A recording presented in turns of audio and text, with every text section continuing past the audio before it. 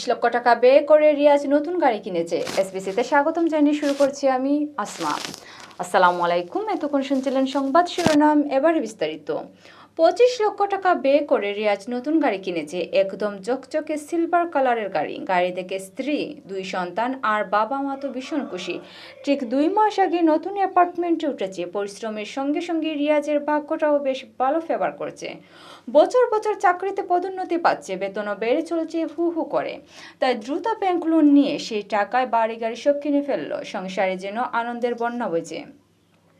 সেই সুবাদে রিয়াজ বাসায় একটা পার্টি দিল। অফিস কলিগরা দুপুর থেকে বিকেল আর আত্মীয় স্বজনেরা সন্ধ্যা থেকে রাত পর্যন্ত আমন্ত্রিত ছিল।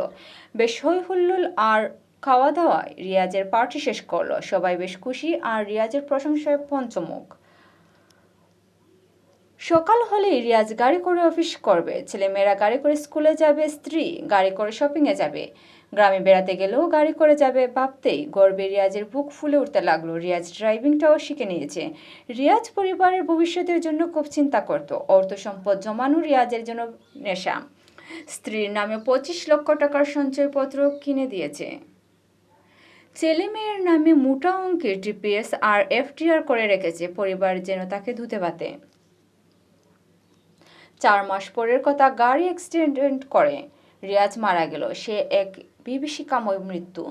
কাভার্ড ভ্যানের সাথে মুখোমুখি সংঘর্ষ। Spot dead. ড্রাইভারটা প্রথম থেকে রাফ চালাতো। রিয়াজ যতদিন চালিয়েছে ধীরে সুস্থে চালিয়েছে, কোনো সমস্যা হয় না। ড্রাইভারের বেসামাল গতি এ দুর্ঘটনার বড় একটা কারণ। কয়েকবার সতর্ক করার পরও পরিবর্তন হয়নি, আর এখন তো সবই শেষ হয়ে গেল। সারা বাড়ি জুড়ে সুখের মাতম। স্ত্রী, সন্তান, বাবা মা, আত্মীয় স্বজন সবাই কান্নায় ভেঙে পড়েছে। রিয়াজের মা এই বয়সে এমন সুখ কিছুতেই মেনে নিতে পারছেন না। বারবার মূর্ছা যাচ্ছেন। স্ত্রী যেন সুখে পাথর হয়ে গেছে। সন্তান দুটো হাউমাউ করে কাঁদছে। এত সুখের সংসারটা ভেঙে খান খান হয়ে গেল। রিয়াজের লাশ গ্যারেজে শুয়ে রাখা হয়েছে। সারা শরীর থেকে রক্ত ধুয়ে লাশের খাটে সাদা কাপড় দিয়ে ঢেকে রাখা হয়েছে। একটু পরপর সবাই এসে মুখটা শেষবারের মতো দেখে আবার ঢেকে দিয়ে যাচ্ছে।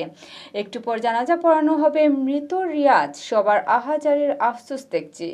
ওর কেন যেন বিরক্ত লাগছে, কিন্তু কিছুতেই বলতে পারছে না। হুজুর আসলো, জানাজা পড়ানো হলো, কবর দেয়া হলো। কবর হতে রাত প্রায় 12টা বেজে গেল। সবাই ফিরে গেছে। এখন কবরস্থানে আর কেউ নেই। 2 জন ফেরেশতা এসে মুখ গুমরা করে রিয়াজকে কিছু প্রশ্ন করতে লাগলো। তারপর রিয়াজকে নিয়ে আসমানের দিকে রওনা হলো। উর্দু আসমানে পৌঁছানোর পর আওয়াজ আসলো, থামো, এর আত্মা আর এগুতে পারবে না। এর অনেক ঋণ আছে। ঋণ এখনো শোধ হয় নাই। ঋণ শোধ না হওয়া পর্যন্ত এ গ্রহণযোগ্যতা পাবে না। ওকে যেখান থেকে নিয়ে এসেছো সেখানে নিয়ে যাও।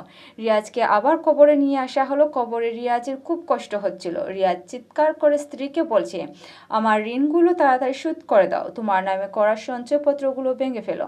ছেলে মেয়েদের সমস্ত টিপিএস আর এফডিআর ভেঙে ফেলো। আমি আর এ যন্ত্রণা সহ্য করতে পারছি না। কিন্তু না, রিয়াজের চিৎকার কারো কাছে পৌঁছালো না।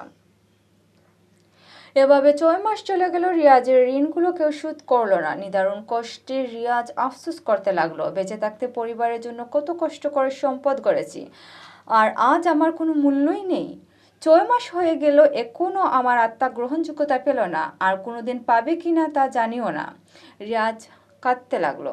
আসরের আজানের শব্দে রিয়াজের ঘুম ভাঙল। এতক্ষণ রিয়াজ স্বপ্ন দেখছিল।